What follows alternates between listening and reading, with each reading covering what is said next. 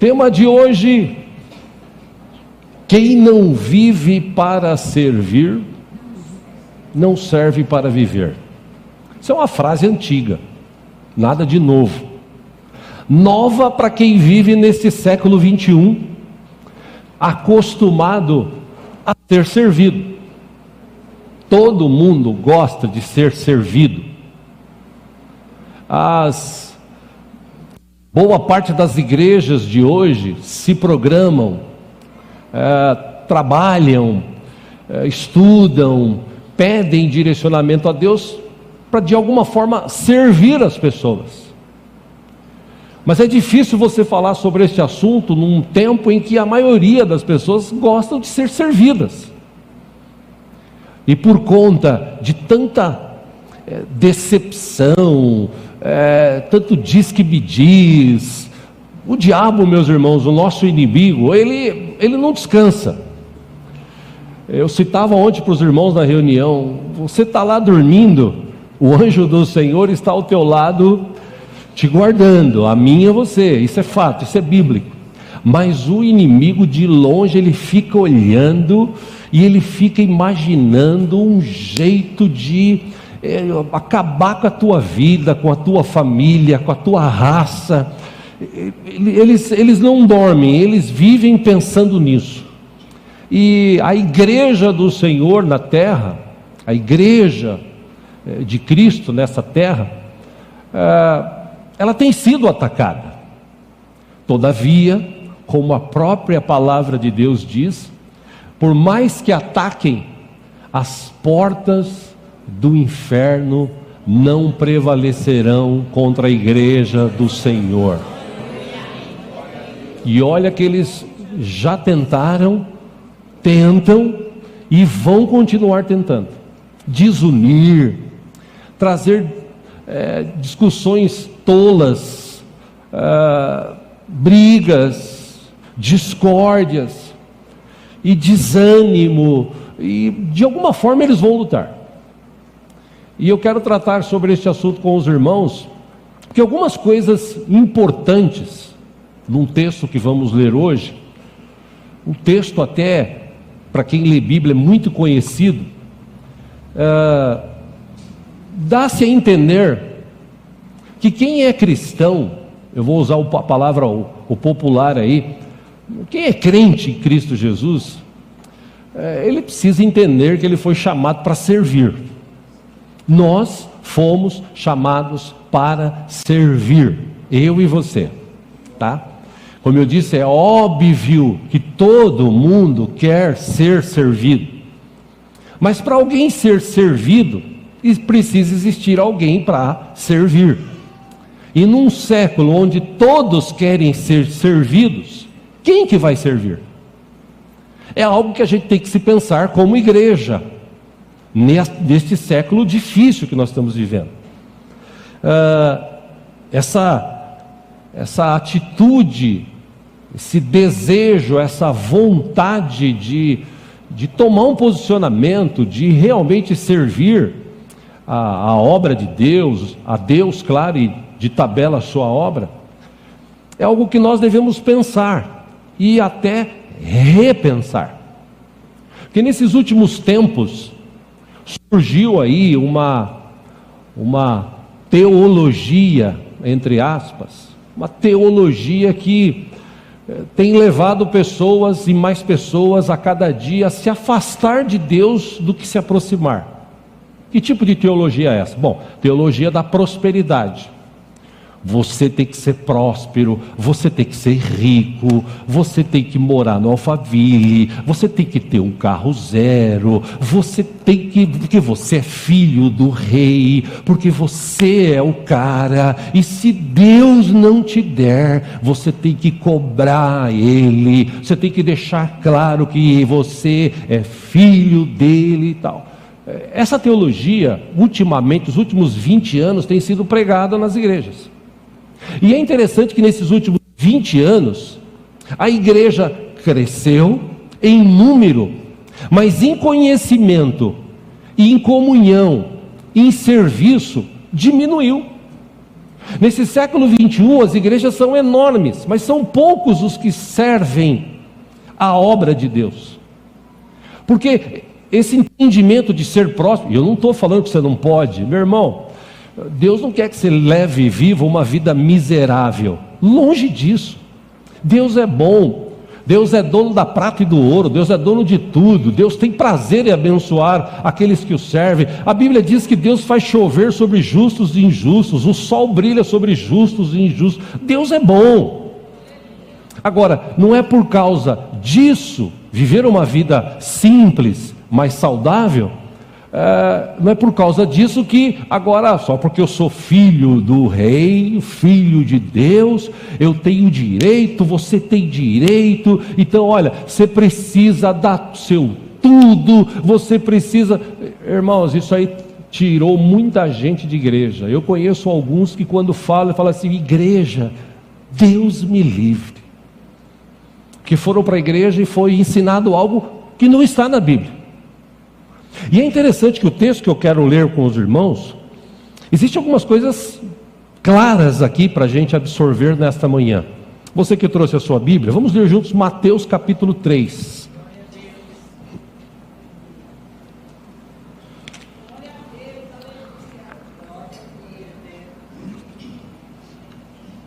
Glória a Deus.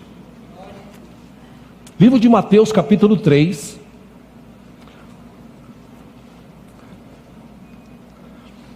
Interessante a atitude de Jesus, porque algumas coisas, como eu disse, que estão contidas nesse texto, nos leva a refletir.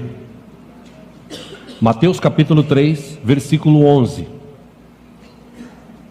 João, falando com o povo, ele disse assim: eu os batizo com água para arrependimento. Pausa, ou seja, se você recebeu Jesus como Senhor e Salvador e não foi batizado, você precisa se batizar, porque batismo significa remissão de pecados. Eu recebo Jesus, os meus pecados são perdoados, eu confirmo isso quando eu me batizo, e não quando criança, porque criança não tem entendimento. Eu me batizo quando eu tenho plena convicção de que eu sou pecador e de que eu preciso ser batizado. João já tinha essa prática naquela época. Então ele diz: eu os batizo com água para arrependimento, mas depois de mim vem alguém mais poderoso do que eu, tanto que não sou digno nem de levar as suas sandálias. Ele os batizará com o Espírito Santo e com fogo. Versículo 12: ele traz a pá em sua mão e limpará sua eira, juntando o seu trigo no celeiro, mas queimará a palha com fogo que nunca se apaga. Pausa aí. João está dando uma dica de quem seria Jesus e o que ele faria. Ele está falando aqui de juntar trigo no celeiro, está falando aqui de queimar a palha, mas ao mesmo tempo você entende o seguinte: ele está aqui e veio para servir. Ele vem para servir. Ele vem para batizar com fogo e com o Espírito Santo. Aí fala-se do batismo de Jesus, versículo 13. Então Jesus veio da Galiléia ao Jordão para ser batizado por João. 14. João, porém, tentou impedi-lo, dizendo: eu preciso ser batizado por ti, e tu vens a mim. Versículo 15, respondeu Jesus: deixe assim por enquanto, convém que assim façamos. Para quê? Para cumprir toda a justiça. E João concordou. Pausa aí. O que Jesus está dizendo? Ele, como filho de Deus, ele, como alguém que nunca tinha pecado na sua vida, ele podia ter ouvido João e ter falado assim: é verdade, né, João? Por que eu vou me batizar? Eu não pequei. Batismo é para remissão de pecados. Então, você tem razão. É melhor mesmo eu não me batizar. Ao contrário disso, como alguém que veio como um protótipo de Deus para a humanidade, um exemplo, um modelo, ele disse: olha, para se cumprir a justiça, tá, eu vou me batizar. Tipo assim, ele é um modelo. Então até no batismo ele foi um modelo para todo aquele que quer ser cristão, filho de Deus. Como servo, ele disse: estou aqui à disposição, quero me batizar. Versículo 16: assim que Jesus foi batizado, saiu da água, naquele momento o céu se abriu, e ele viu o Espírito de Deus descendo como pomba e pousando sobre ele. Versículo 17: então uma voz dos céus disse: este é o meu Filho amado, em quem me agrado. Glória a Deus. Acho que a maior alegria de um filho é quando o pai fala para ele assim: esse meu filho é o cara. Eu até brinquei muitas vezes no passado com meu filho, e também com alguns irmãos aqui, alguns jovens da igreja, né? Sempre com aquele refrão do Chico Anísio, né? Queria ter um filho assim, né? E quando você ouve isso, você fica, Jesus, ele podia ter, pai, nem precisava, né? Capítulo 4 agora. Então Jesus foi levado pelo Espírito ao deserto, para ser tentado pelo diabo. Versículo 2: depois de jejuar 40 dias e 40 noites, teve fome. Versículo 3: o tentador aproximou-se dele e disse, olha o que o diabo fala: se és o Filho de Deus, manda que estas pedras se transformem em pães. 4: Jesus respondeu: está escrito, nem só de pão viverá o homem, mas de toda palavra que procede da boca de Deus. Versículo 5: bom, então o diabo levou a cidade santa, colocou-o na parte mais alta do templo e lhe disse, 6: se és o Filho de Deus, joga-te daqui para baixo, porque está escrito, ele dará ordens a seus anjos a seu respeito, e com as suas mãos eles o segurarão, para que você não tropece em alguma pedra. 7: Jesus lhe respondeu: também está escrito, não ponha à prova o Senhor, o seu Deus. Versículo 8: depois o diabo levou a um monte muito alto, e mostrou-lhe todos os reinos do mundo e o seu esplendor. 9: e lhe disse: tudo isso te darei, se prostrares e me adorares. Versículo 10: Jesus lhe disse: retire-se, Satanás, pois está escrito, adore a Deus, adore o Senhor, o seu Deus, e só a Ele preste culto. Versículo 11 e último: então o diabo o deixou, e os anjos vieram e o serviram. Só até aí. Veja que interessante, meus irmãos, essa relação que eu quero fazer hoje sobre essa teologia da prosperidade. Como eu disse aqui, você não é impedido de ser próspero, você pode ser próspero. A Bíblia está cheia de textos, já tivemos seminários aqui falando sobre isso. Prosperidade, ela vem conforme Deus abençoa, conforme você é fiel, conforme você confia em Deus, depende de Deus. A prosperidade vem, e prosperidade não é só dinheiro, prosperidade é saúde, é uma vida saudável com a tua família, isso é prosperidade. Se você for fiel a Deus, na tua oferta, no teu dízimo, meu irmão, Deus nunca vai deixar de abençoar você. Nunca. Então, essas coisas que você ouve por aí, e foi o que Jesus ouviu, porque o diabo, ele estava lá 40 dias antes, observando Jesus e sua atitude. Qual foi a atitude de Jesus perante João Batista? Bom, para se cumprir a justiça, eu vou ser batizado.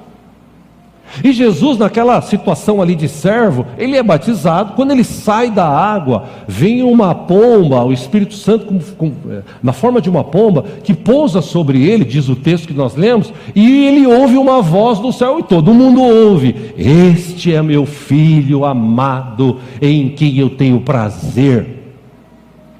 Beleza, saiu dali, Jesus foi levado para o deserto, passou 40 dias e 40 noites, orando, jejuando, falando com Deus. Ele estava no princípio do seu ministério. Depois de 40 dias, 40 noites, o diabo lá, eu imagino o diabo 40 dias, 40 noites, olhando para Jesus, falando assim: o que esse cara está fazendo aí? O que será que ele está fazendo? Mas como é que pode esse cara ficar 40 dias, 40 noites? Ah, não, eu tenho que ter um jeito de derrubá-lo. Ah, já sei. Corpo humano, físico, depois de 40 dias, 40 noites sem comer, sem beber, está bem debilitado, se não está morto. Foi a primeira coisa que ele falou para Jesus. Mas antes de falar sobre transformar pães ou pedras em pães, ele fala para Jesus assim: se tu és o Filho de Deus. Ele fez uma pergunta. Ele colocou em xeque a identidade de Jesus. Se tu és o Filho de Deus, porque ele tinha ouvido Deus falar para ele: se tu és o Filho de Deus, você está com fome, você dá ordem para essas pedras, elas vão se transformar em pães, e você come. Se Jesus não tivesse realmente ali como servo, entendido o seu chamado, talvez até se fosse eu e você nessa condição, falaria: é verdade, oh Deus, eu oro para que essa pedra se transforme em pão, porque eu estou morrendo de fome. Ao contrário disso, Jesus falou para ele o seguinte: está escrito que nem só de pão viverá o homem, mas de toda palavra que sai da boca do seu Deus. Deus sustenta. Aí ele pega, leva ele para um outro lugar, lá em cima do templo, e ele fala para ele assim: se és o Filho de Deus. De novo ele questiona a identidade de Jesus. Pula daqui para baixo, porque está escrito, você acabou de falar da palavra aí do seu Deus, está escrito que ele vai dar ordem aos seus anjos, e vão segurar você, para você não cair, não tropeçar. Então, o que eu quero chamar a atenção, meus irmãos, nesse texto, é o questionamento do inimigo, do diabo, para com Jesus. E essa teologia da prosperidade nesses últimos 20 anos vem falando para as pessoas assim: se você é filho de Deus, você tem que ter. Se você é filho de Deus, você tem que conquistar. Isso aí foi o diabo que falou. E está cheio de pastores falando a mesma coisa. Porque eu sou filho de Deus, mesmo não tendo muito dinheiro, mesmo não tendo uma mansão lá no Alphaville, mesmo não tendo um carro zero, mesmo não tendo muita roupa boa para vestir, mesmo não fazendo isso aqui, eu continuo sendo filho de um Deus vivo e poderoso. Ponto. O diabo vai tentar a mim e a você justamente nessa área. Ele tentou Jesus na fome, ele tentou Jesus nessa questão de tentar a Deus, e ele tentou Jesus oferecendo para ele as riquezas do mundo. Isso aqui tudo é meu, se você se prostrar e me adorar, eu dou para você.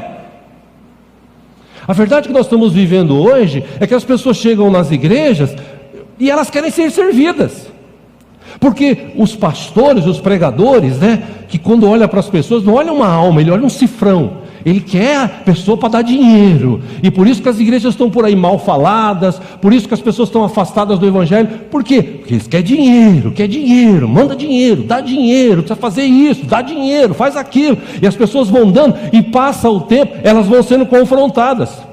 Eu já falei aqui algumas vezes, nunca é o pastor da igreja, ou é Deus que está demorando, ou é você que tem pouca fé. Então você não está sendo abençoado, você tem pouca fé. A verdade, meus irmãos, é que nessa primeira parte aqui que eu quero te dizer, é que Jesus, ele verdadeiramente é o Filho de Deus. E por ser Filho de Deus, ele poderia falar para o diabo: cara, eu sou o Filho de Deus sim, e daí? Se ficar me perturbando muito, eu já mando um raio na tua testa.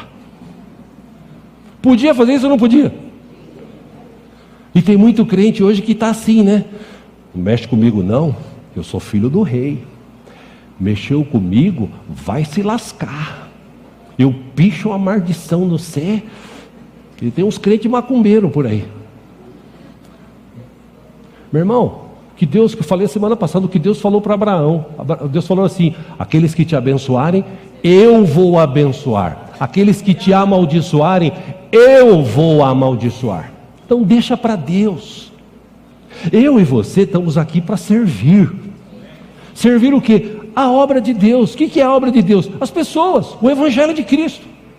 O próprio Jesus, no outro texto, acompanha aqui no telão, Mateus capítulo 20, versículo 25, ele diz assim: vocês sabem que os governantes das nações as dominam, e as pessoas importantes exercem poder sobre elas. Aí Jesus fala para os seus discípulos: não será assim entre vocês. Pelo contrário, quem quiser tornar-se importante entre vocês, deverá ser servo. 27, quem quiser ser o primeiro, deverá ser escravo. 28, e último, ele diz assim: como o Filho do Homem, que não veio para ser servido, mas para servir e dar sua vida em resgate por muitos. Todo o poder, meus irmãos, foi dado para Jesus logo após ele ressuscitar. Antes disso, ele estava ali como servo do Senhor, como servo do Pai, como um filho que o Pai se agrada por aquilo que ele está fazendo. Mas em nenhum momento ele usou essa autoridade, essa identidade de filho para se impor sobre o diabo, sobre as pessoas. Ao contrário disso, quando ele foi questionado pelo diabo, ele respondeu dentro da palavra. Por isso que crente tem que conhecer a palavra de Deus. Você precisa ler a Bíblia, meu irmão, inteira. Você precisa ler a Bíblia inteira. Eu estava lendo esses dias uns textos de Êxodo, de Levítico, nessa programação que temos, e isso me chamou muito a atenção, porque no passado, hoje, irmão, você não consegue pensar, entender, mensurar como hoje é uma baba servir a Deus. Baba no sentido figurado, fácil demais.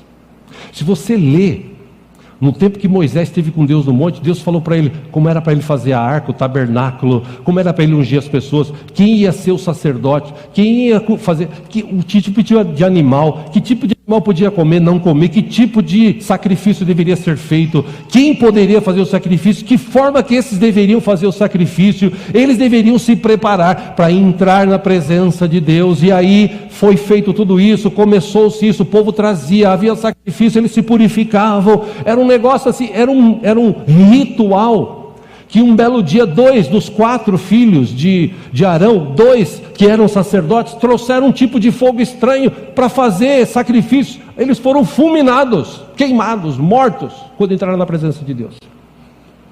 E hoje a gente tem essa facilidade de entrar na presença de Deus, e por ser tão fácil, as pessoas não dão valor nenhum. Meu irmão, minha irmã, Deus está aqui conosco nesta manhã. Não é para qualquer um. Se nós estamos aqui, é um privilégio a gente poder estar na presença de Deus, e só estamos na presença de Deus porque Cristo deu a vida por nós, servindo a humanidade, morrendo na cruz do Calvário e trazendo a salvação e o perdão dos nossos pecados. Só pelo sangue de Jesus é que a gente se apresenta diante de Deus.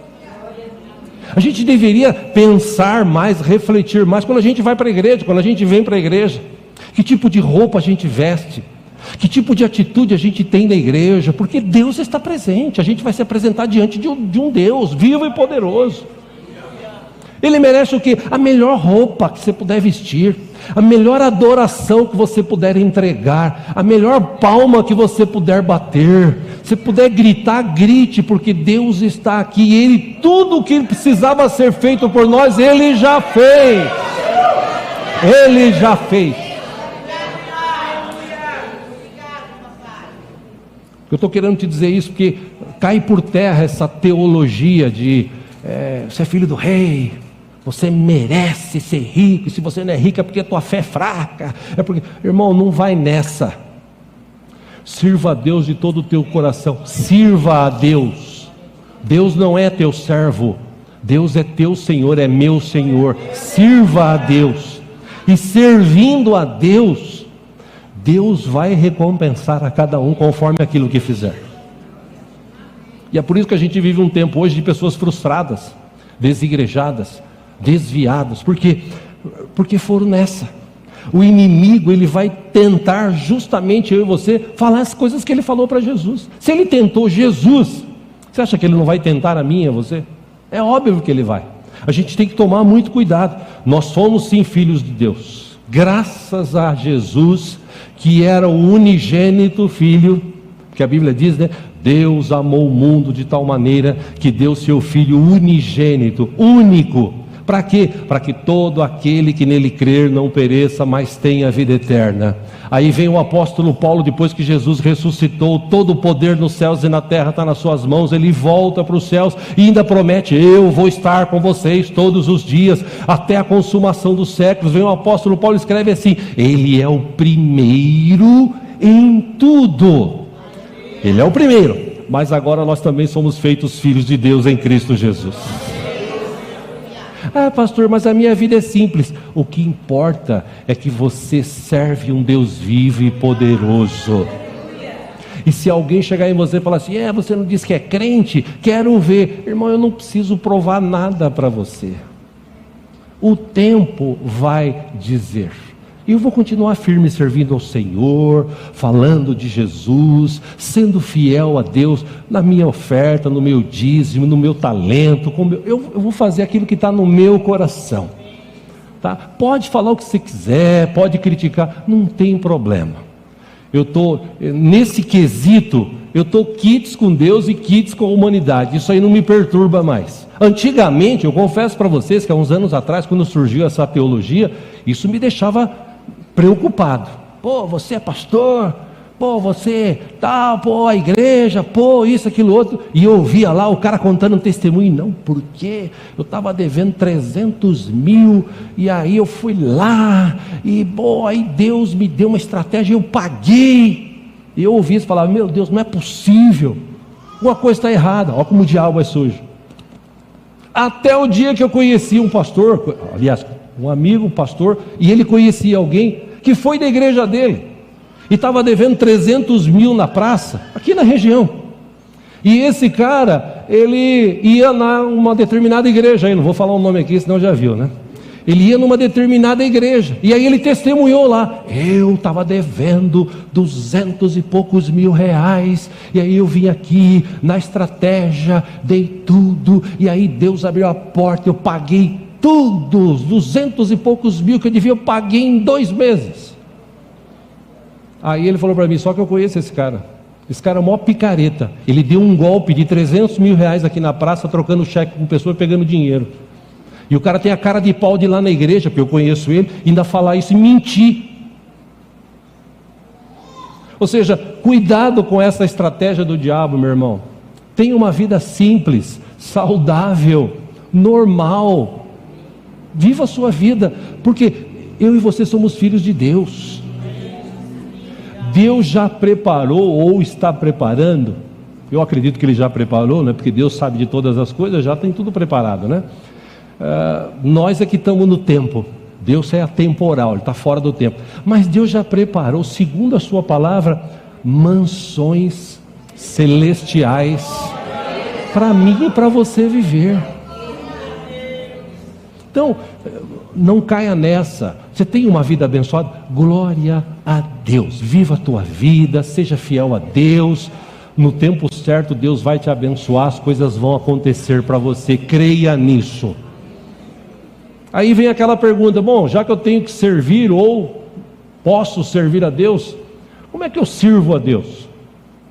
Rapidamente, 3 questões aqui que imagino que a gente pode servir a Deus. E eu falo sempre baseado naquilo que eu vivo. Primeiro, você pode servir a Deus com o teu tempo. Segundo, você pode servir a Deus com o teu talento. Terceiro, você pode servir a Deus com o teu dinheiro. Aí tem muita gente que talvez falaria assim: ah, pastor, mas eu não tenho tempo. Irmão, tempo você tem, você só não sabe administrar. Você precisa aprender a administrar o seu tempo, porque tempo você tem. Opa, tudo bem? Beleza? Tudo bom? Seja bem-vindo. Senta aí, fica à vontade. Deus abençoe. Beleza? Tempo nós temos. Obrigado. Tempo nós temos, a gente só não sabe administrar. Ah, mas eu não tenho talento. Irmão, você tem algum talento. Eu sei que um ou outro sempre talento. Mas a maioria tem talento. E que talento eu tenho? Você vai descobrir. Você vai ser útil para alguém, para uma família, para a tua família, para a igreja, para a obra. Você vai ser útil, você tem um talento. Ah, pastor, mas o dinheiro que eu tenho é pouco. Irmão, pouco com Deus é muito. Deus só pede ou ensina ou requer que eu e você sejamos fiéis, porque Jesus falou: quem for fiel no pouco.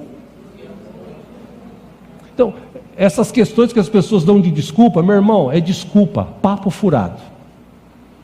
Pegando um gancho aqui até no que o pastor Marcelo pregou na última quinta, um texto que ele usou. Primeiro, para você entender essa questão de tempo, Deus chama pessoas ocupadas.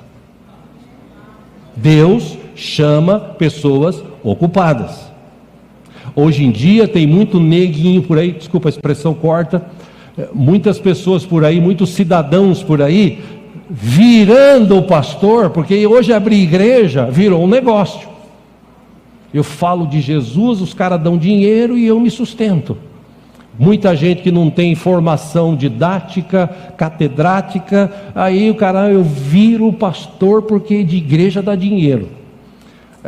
Cuidado com isso, porque Deus chama pessoas ocupadas. O texto que o pastor Marcelo usou aqui de Pedro pescando na quinta-feira, o texto diz que quando Jesus chegou, eles estavam lavando as redes, eles estavam trabalhando, eles estavam ocupados. Ele não estava lá, ó vida, ó dor, não, eles estavam trabalhando. E esse projeto que Deus tem para mim e para você, como filhos, como servos, vai mexer profundamente com o meu e com o teu trabalho.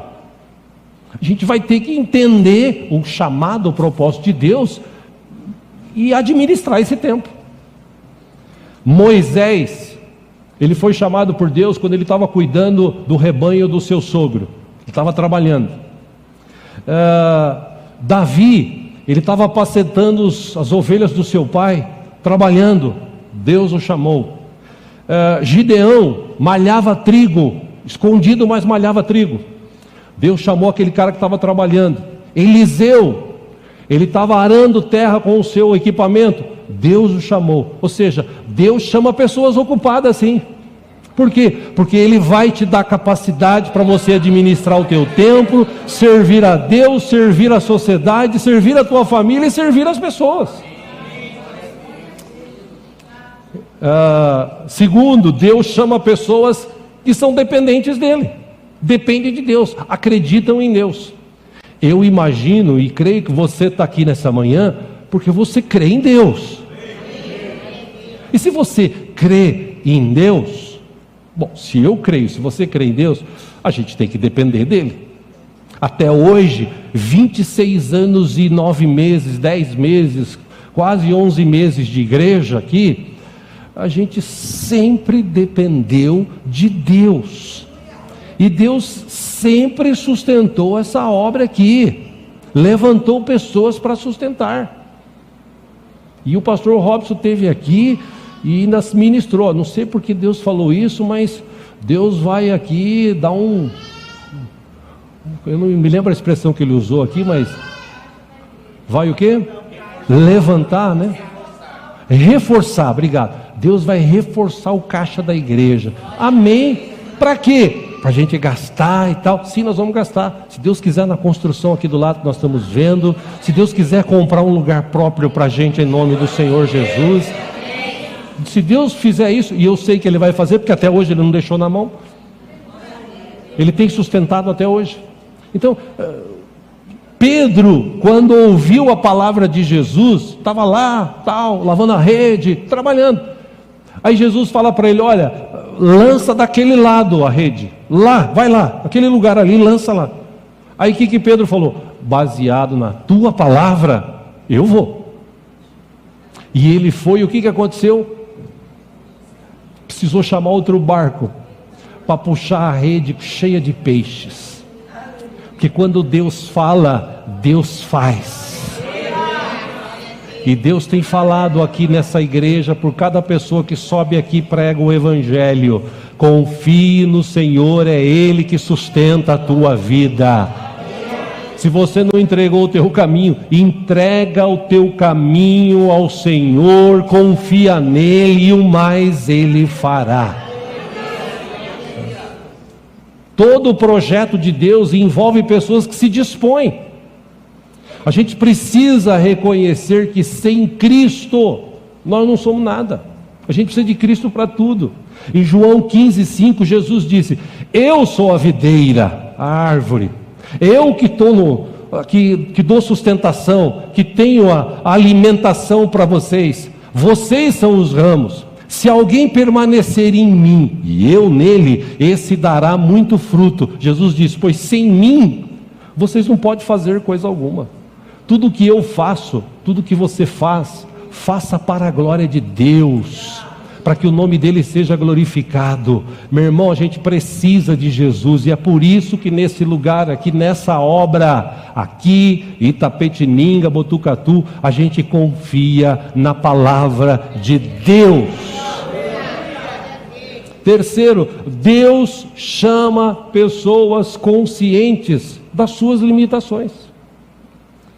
Nem todo mundo toca, nem todo mundo canta, nem todo mundo prega, nem todo mundo mexe com som, nem todo mundo tem essa disponibilidade, esse desejo, na verdade, de falar com as pessoas. Não são todos. Eu falo por mim. Se eu fosse olhar por mim, meu irmão, quando eu tinha 14 anos, que eu ia tocar com meu pai, que ele ia cantar nas igrejas, eu tocava com a cabeça baixa assim, ó, e olhe lá, escondido atrás de todo mundo, porque eu tinha vergonha, mas vergonha mesmo, mas vergonha, você nem imagina. Pra você ter ideia, para dar um beijo na minha mulher, ela que falou: vem cá. Foi, estou falando sério. Foi assim. E ainda aquele tonto, né, que sai com a mão assim, tudo bem?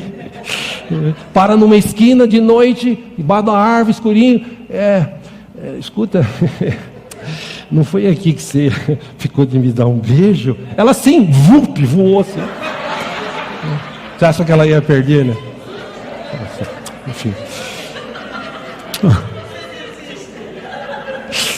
Enfim.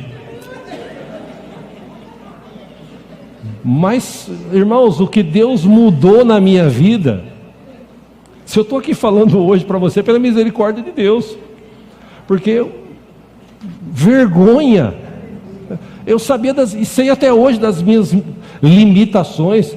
Não adianta eu querer fazer assim, não, eu sei das minhas limitações, mas Deus, Ele chama as pessoas, chama a mim e a você, porque Ele sabe das nossas limitações.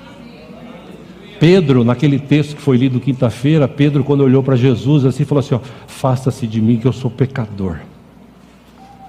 Aí Jesus chamou ele e falou assim: espera um pouquinho, meu filho, teus pecados estão perdoados, vem cá que agora em vez de peixe você vai ganhar almas.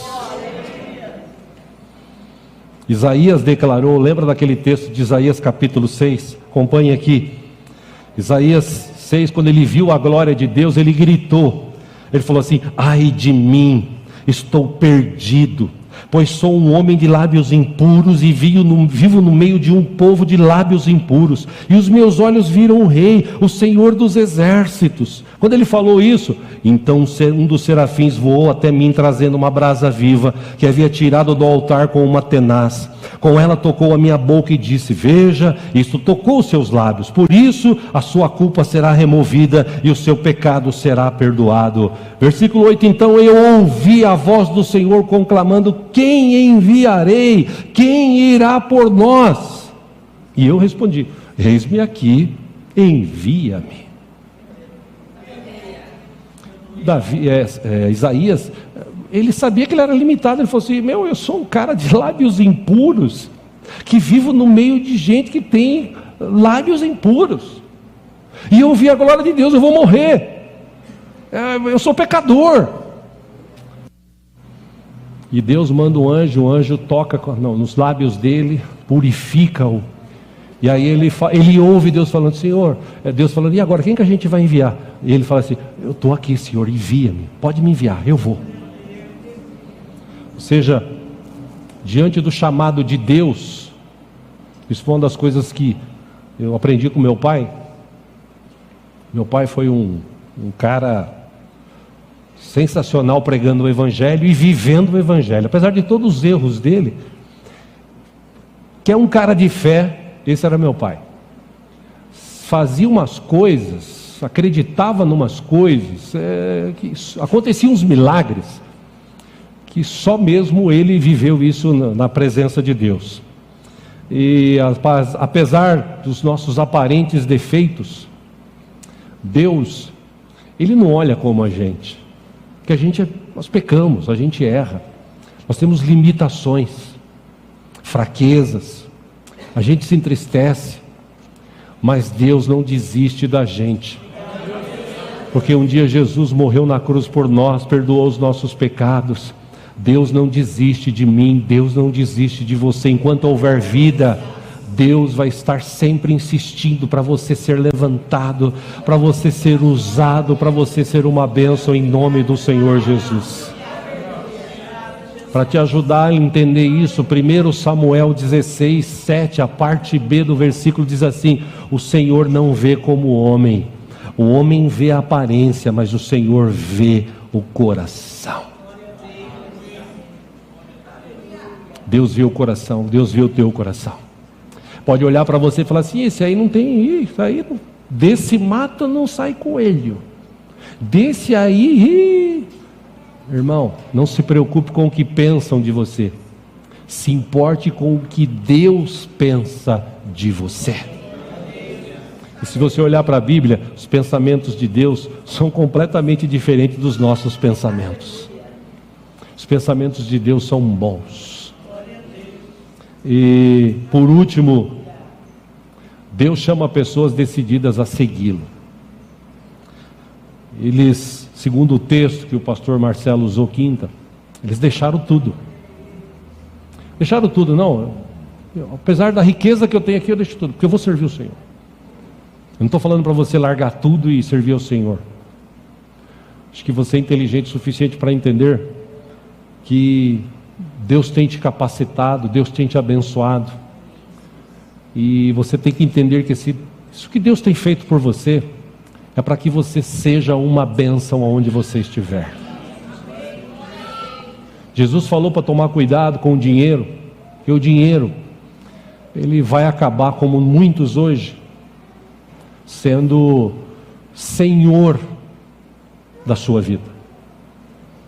Ontem à noite eu estava em casa, depois que eu orei, estava lendo a Bíblia e tal, eu entrei no YouTube e estou lá, assisto coisa de carro e tal, de repente veio uma sugestão, não sei porquê, né? Talvez para eu falar aqui hoje, não sei, sugestão para eu assistir um vídeo de 15 minutos do Quem é Mais Rico? O Adam Sandler ou o Sylvester Stallone? Aí mostrou a riqueza do Sylvester Stallone. Ele é dono de uma fortuna de mais de 500 milhões de dólares. A casa dele, Jesus amado, uma casa de 1.252 metros quadrados, fora o terreno, que são alqueires. A casa dele, você imagina a casa do cara, a cama onde ele dorme, irmão, Jesus amado. Relógio, William, cada relógio que mostrou dele, relógio, um custava $800 mil, o outro custava $500 mil, o outro custava Eu estou falando sério, $800 mil, mas tem relógio desse valor? Tem. Carros, o Adam Sandler ele tinha 3 e comprou 4 do modelo para dar para os amigos que trabalhavam com ele nos filmes. Schwarzenegger, o Stallone tinha 12 carros, o mais barato 100 mil. E aí você vê o cara, iate, o cara é milionário, ou quase bilionário. E você fala, meu Deus, ele vive em função do dinheiro. Vive em função do dinheiro. Tudo que ele faz é para ganhar dinheiro. Aí você fala assim, um cara que tem uma fortuna dessa, ele ajuda. Ajuda, lógico que ajuda. Mas isso em relação à riqueza. E Jesus disse, cuidado. Mateus 6,24, ninguém pode servir a 2 senhores, pois odiará um e amará o outro, ou se dedicará a um e desprezará o outro. Vocês não podem servir a Deus e ao dinheiro. Aí você quer saber, o Adam Sandler também ele é muito rico, tá? Aquele cara do Clique, daqueles filmes lá, né, tal. Ele também é muito rico. Só que esse tem um coração mais abençoador do que o Stallone. E aí terminou esse vídeo, vem outros vídeos. Os 12 maiores atores. Jesus amado. Eu falei, eu não vou assistir que eu vou passar raiva. Eu prefiro a minha casinha aqui de 70 metros quadrados, né? E amém. Glória a Deus. Porque quando eu chegar no céu, poxa, se Deus me der uma mansão com alqueires, glória a Deus. Mas se Deus também der um quartinho do nada, estando no céu, tá bom. Tá ótimo. Chegar no céu, Deus fala assim, Diego, você vai lavar os banheiros aqui, deixa comigo, Deus. Pelo menos eu estou no céu. Enfim. Jesus também declarou, irmãos, eu estou encerrando aqui para a gente participar da ceia. João 12:26. Quem me serve precisa seguir-me. Quem me serve precisa seguir-me. E onde eu estou, o meu servo também estará. Aquele que me serve, meu Pai o honrará. Aí você fala assim, poxa, então eu sou discípulo de Jesus, servo de Jesus, filho de Deus, sim. Qual foi a atitude de Jesus, filho de Deus? Paulo descreveu em Filipenses 2:5. Seja a atitude de vocês a mesma de Cristo Jesus, que embora sendo Deus, não considerou que ser igual a Deus era algo a que devia pegar-se, mas esvaziou-se a si mesmo, vindo a ser servo, tornando-se semelhante aos homens. Meu irmão, minha irmã, você que está aqui, você que assiste, não deixa a vida te limitar. As pessoas hoje estão se limitando por causa da vida que vivem. Não deixa a vida te limitar. Não deixa a doença te limitar. A enfermidade, não deixa, porque senão você vai ficar sofrendo pro resto da vida. Quantas pessoas servem aqui nessa igreja que já vieram aqui doentes? Gente que veio aqui lavar a igreja, doente. Gente que veio no culto aqui, doente. Ao longo desses 20 anos, eu nunca faltei um domingo. Se faltei foi um aqui, talvez por conta do Covid, que fiquei em casa. Mas não lembro nem se foi domingo, acho que foi durante a semana. E teve domingo, minha esposa está aí de prova, que eu tive que me entupir de remédio para poder respirar e vir aqui pregar. Está até meio doidão aqui, não sei nem como é que foi a mensagem desse dia, de tanto remédio que eu tomei. Mas eu vim. E cheguei aqui, Deus deu graça. Então, não deixe a doença te limitar. Não deixe a vida te limitar. Não deixe os problemas te limitar. Você e eu fomos chamados para ser uma bênção. Você fala assim, pastor, onde eu posso me encaixar, servir a Deus na obra dele? As pessoas, irmão, acho que a gente tem necessidade em todos os ministérios, principalmente o infantil. A gente precisa de professores, de professoras. A gente precisa de mais obreiros. Os obreiros aqui estão trabalhando 2, 3, 4 vezes no mês. A gente precisa de músicos. Enfim, a gente Se dispõe. E eu louvo a Deus pelos irmãos que se dispõem aqui. Gente que faz 1, 2, 3 coisas, 4 coisas. Meu irmão, minha irmã, tua família precisa de Jesus. E eles só vão conhecer Jesus através da tua vida. Sirva a Deus, a Jesus, lá na tua casa, com a tua família. De que forma que eu sirvo? Fale com eles, insista com eles, ore por eles. Faça com que eles venham para a igreja ouvir a palavra do Senhor. Sirva o Senhor lá no teu trabalho. Você foi chamado por Deus para ser a bênção lá naquela empresa, lá onde você está. Aí você fala assim: pastor, mas não dá. Dá sim, dá sim.